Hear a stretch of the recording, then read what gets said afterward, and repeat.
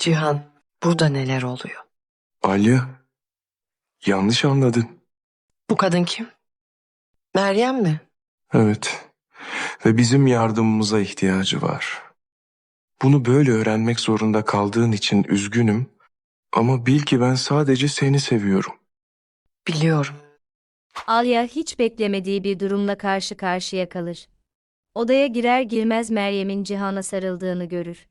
Kıskançlık duyguları ağır bastığı için hemen detayları öğrenmeye çalışmaz ve şaşkınlığını gizlemeden odadan çıkar. Cihan onun tepkisini fark eder ve durumun yanlış algılanmış olabileceğini anlar. Tereddüt etmeden herhangi bir yanlış anlaşılmayı önlemek için hemen peşinden gider. Ona yetişince tam olarak ne olduğunu açıklamaya başlar. Bunun zor bir durumda kalan ve şimdi yardıma ihtiyacı olan geçmişinden bir kadın olduğunu söyler. İçinde bulunduğu durumun bir ölçüde kendisiyle bağlantılı olduğu ortaya çıkar. Bu yüzden kendini sorumlu hisseder ve uzak duramaz. Bu açıklamayı duyan Alya yavaş yavaş sakinleşir ve durumu farklı bir şekilde değerlendirmeye başlar. Bunu fark edince tavrını değiştirir ve aceleci sonuçlara vardığını kabul eder. Cihan ise sonunda onun şüphelerini gidermeye çalışır. Cihan geçmişle ilgili tüm duyguların geride kaldığını ve mevcut hayatını etkilemediğini açıkça belirtir. Kendisi için önemli olan tek kadının Alya olduğunu ve ona karşı hislerinin değişmediğini vurgular. Bu konuşmamın ardından aralarındaki gerilim azalır. Alya artık Meryem'i ilişkileri için bir tehdit olarak görmez ve duruma farklı bir açıdan bakmaya başlar. Bunun geçmişle ilgili olmadığını, zor durumda kalmış ve yardıma ihtiyacı olan bir insanla ilgili olduğunu anlar. Sonuç olarak bu durumdan uzaklaşmamaya karşılıklı olarak karar verirler. Alya Cihan'ı desteklemeyi ve Meryem'e nasıl yardım edebileceklerini anlamak için neler olduğunu birlikte çözmeyi kabul eder. Tüm bu olaylara paralel olarak, Cihan ve Alya, dışarıdan mesafeli davranma şartını kabul etmiş gibi görünseler de, bilinçli olarak Bora'nın taleplerine uymamayı seçerler. Deniz'i tehlikeye atmamak ve Bora'nın yeni eylemlerini kışkırtmamak için böyle bir davranışın gerekli olduğunu anlarlar. Gerçekte duyguları değişmeden kalır ve ayrılık seçeneğini düşünmezler, aksine aşkları ve oğullarıyla birlikte olma hakları için mücadele etme kararlarında daha da güçlenirler. Boran durumun kontrolünü elinde tuttuğundan ve amacına ulaştığından emin olsa da, Cihan ve Alya bu zamanı sonraki adımlarını düşünmek için kullanırlar. Sadece velayet sorununu çözmek değil, aynı zamanda gelecekte kimsenin hayatlarına müdahale etmemesini veya onlara şartlar dikte etmemesini sağlamak da onlar için önemli hale gelir.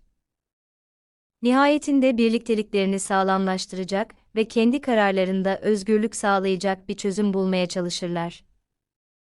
Bu bağlamda Cihan en açık ve aynı zamanda stratejik adımı önerir, resmi bir evlilik. Ona göre bu sadece duygularını doğrulamak değil, aynı zamanda ilişkilerini daha ciddi bir düzeyde korumak için de bir yoldur. Ancak Alya hemen riskleri değerlendirir ve bu konuda acele etmenin ters tepebileceğini anlar.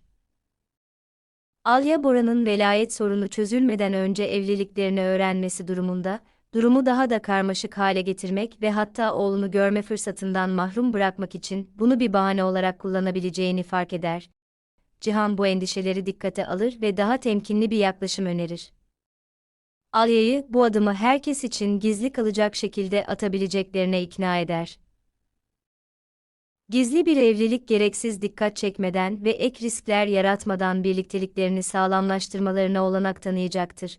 Aynı zamanda ana sorunu paralel olarak çözmeye devam ettiğini de açıkça belirtir. Boran'ı velayetten vazgeçmeye zorlamanın bir yolunu arıyor. Böylece Deniz onlarla kalır ve artık bir baskı aracı olmaz. Bu güven ve planların netliği, Alya'nın hissettiği gerginliğini yavaş yavaş azaltır. Cihan'ın sadece konuşmakla kalmayıp, belirli bir stratejiyle hareket ettiğini de görür, eylemlerinin düşünülmüş ve ortak bir geleceğe yönelik olduğunu fark ederek, teklifini kabul eder. Bu durum Cihan ve Alya için, birbirlerini veya oğullarını kaybetme korkusu olmadan birlikte olmak istedikleri gerçek bir yaşam güvencesiyle duygularını birleştiren bir adım haline gelir. Yaşanan tüm olaylar, Cihan ve Alya ilişkilerinin değerinin ve duygusal değil, stratejik davranma ihtiyacının daha derin bir farkındalığına götürür. Meryem ile olan durum, güvenlerinin bir tür sınavı olur. Başlangıçta Alya'da kıskançlık ve içsel güvensizlik uyandırır, ancak Cihan'ın hızlı açıklaması ve dürüstlüğü bu çatışmanın ciddi bir probleme dönüşmesini engeller. Bu ilişkilerinin, karmaşık ve belirsiz durumların bile açıklık ve karşılıklı anlayış yoluyla çözülebileceği bir seviyeye ulaştığını gösterir. Aynı zamanda bu hikaye geçmişin artık Cihan üzerinde belirleyici bir etkisi olmadığını gösteriyor. Seçimi bilinçli ve kesindir ve tüm eylemleri önceliğinin Alya ve ortak aileleri olduğunu doğrular. Alya için bu önemli bir an olur, çünkü sadece sözleri duymakla kalmaz, aynı zamanda davranışlarında tutarlılık da görür. Bu içsel kaygısını yavaş yavaş azaltır ve duygusal bir tepkiden rasyonel bir duruma geçmesini sağlar. Buna paralel olarak, bir başka önemli çizgi daha oluşur, tek bir ekip olarak hareket etme yetenekleri. Artık sorunlarla tek başlarına yüzleşmiyorlar, tüm riskleri hesaba katarak birlikte kararlar alıyorlar. Boran'ı yanıltmayı amaçlayan dış davranışları. Daha büyük bir hedefe ulaşmak için esnek davranmaya ve hatta geçici tavizler vermeye hazır olduklarını gösterir.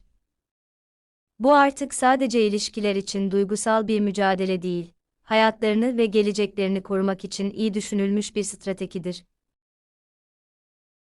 Gizli evlilik kararı, bu gelişmenin mantıklı bir sonucu haline gelir. Hem duygusal hem de pratik bir yönü birleştirir. Bir yandan bu durum, her türlü koşula rağmen birlikte olma duygularının ve isteklerinin bir teyidi iken, diğer yandan da kendilerini ek tehlikelere maruz bırakmadan birlikteliklerini güçlendirmelerine olanak tanıyan bir araçtır.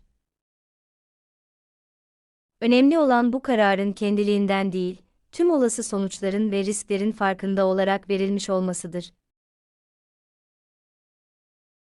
Sonuç olarak, tüm bu olaylar, ilişkilerinin yeni bir olgunluk seviyesine doğru ilerlediğini göstermektedir. Artık sadece duygulara bağlı değiller, güvene, açıklığa ve ortak kararlara dayanıyorlar. Korkulara, kıskançlığa ve sürekli dış baskıya rağmen, Cihan ve Alya koşulların onları ayırmasına izin vermiyorlar.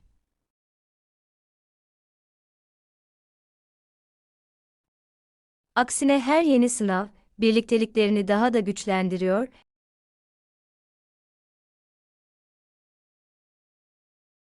ve onları daha tutarlı hareket etmeye zorluyor.